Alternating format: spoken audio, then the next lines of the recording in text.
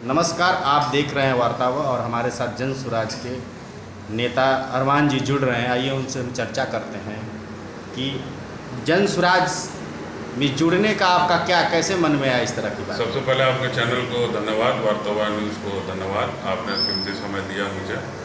देखिए, जन स्वराज एक ऐसी पार्टी है जो स्वास्थ्य, शिक्षा, रोजगार के मुद्दे को बहुत पुरजोर तरीके से लोगों के बीच, आवाम के बीच, जनता के बीच उठा रही है।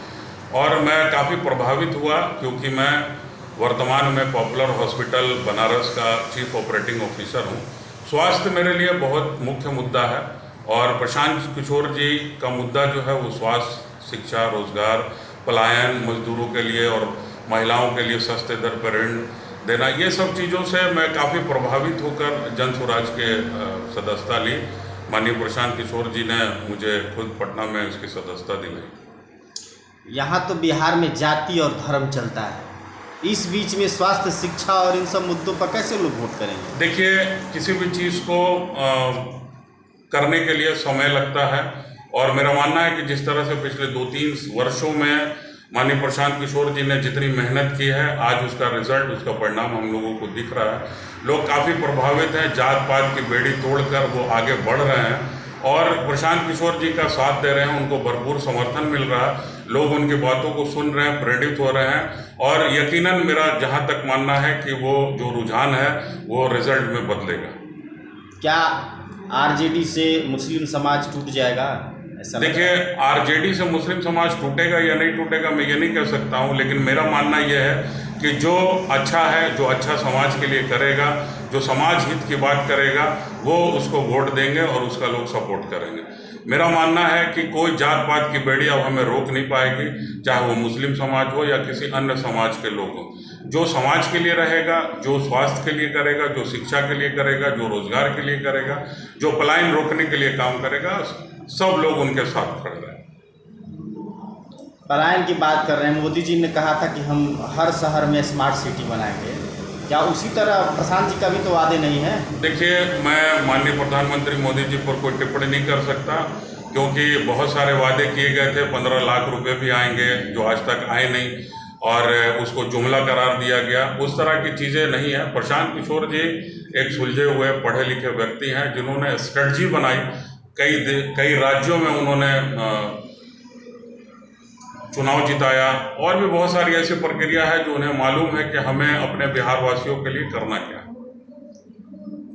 प्रशांत जी कह रहे हैं कि हमारी सरकार आएगी तो शराब चालू करवा देंगे। नीतीश जी कहते हैं कि हमारी बड़ी उपलब्धि है, मैंने शराबबंदी करा दी है बिहार में। देखिए, शराबबंदी तो यकीनन तौर पे कहा जाए तो बंद तो नहीं है, वो ब्लैक मार्केटिंग हो रही है, लोग उसका एक तरह से गलत तरीके से उसको बेच रहे हैं, खरीद रहे हैं।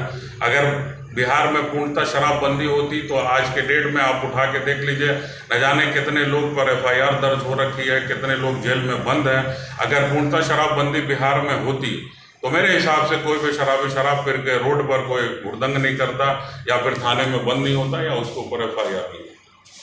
आप जन स्वराज में जुड़े हैं चुनाव लड़ने के लिए, यदि आपको टिकट नहीं मिलता है तो क्या पार्टी छोड़ देंगे या पार्टी में रहेंगे? देखिए, ये विषय टॉप मैनेजमेंट का होता है, ये विषय प्रशांत किशोर जी का होगा, ये विषय संगठन के उन सभी लोगों का होगा जो निर्णय करेंगे, वो मेरे लिए मान्य होगा।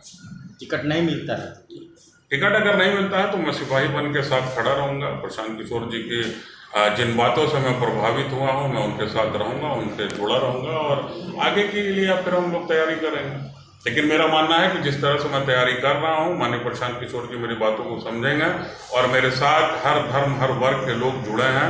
कोई जात पात की बेड़ी नहीं है मेरे साथ, हमारे साथ हर धर्म के लोग हैं जो चाहते हैं कि मैं चुनाव लड़ूँ और चुनाव जीतूँ। आप यही सासाराम के रहने वाले हैं? जी, मैं प्रॉपर सासाराम का हूँ। मेरे पिताजी 1990 में कांग्रेस पार्टी से चुनाव लड़ चुके हैं और 35 साल बाद मैं उसी सीट पे अपनी चुनावी तैयारी करता हूँ।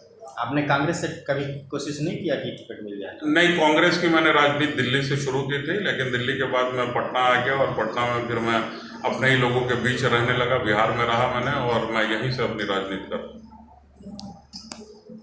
क्या लगता है कि जन स्वराज आ जाएगी 2025? देखिए, जिस तरह से प्रशांत किशोर जी मेहनत कर रहे हैं, मुझे ऐसा लगता है कि हम लोग अच्छी तरह से अच्छा रिजल्ट लाएंगे और बिहार विधानसभा में हम लोगों का बोलबाला रहेगा। विपक्ष तो कह रहा है कि सिर्फ वोट कटवा पार्टी बनकर रह जाए। देखिए, विपक्ष का काम है सभी को वोट कटवा बोलना। हम उनकी बातों को नज़रअंदाज करते हुए हम लोग मेहनत कर रहे हैं और अच्छा परिणाम आएगा। क्या जन स्वराज गांव-गांव तक पहुंच गई है? जी, वो हर जगह तक पहुंच गई है और लोगों के दिल में पहुंच गई है, तो उसे गांव तक पहुंचने में देरी नहीं लगेगी। आज के दिनों में प्रशांत किशोर जी लोगों के दिलों में बस चुके हैं, वो बूथ लेवल तक हम लोग पहुंच चुके हैं और अच्छी तैयारी है हम लोगों की। ये जो भीड़ जुट रहा है, सिर्फ भीड़ है या वोट में भी तब्दील होगा? देखिए, मेहनत हो रही है और मेहनत का परिणाम आप लोगों को नवंबर में दिखेगा। यकीनन नीतीश कुमार जी की सरकार जाने वाली है और जन स्वराज आएगा।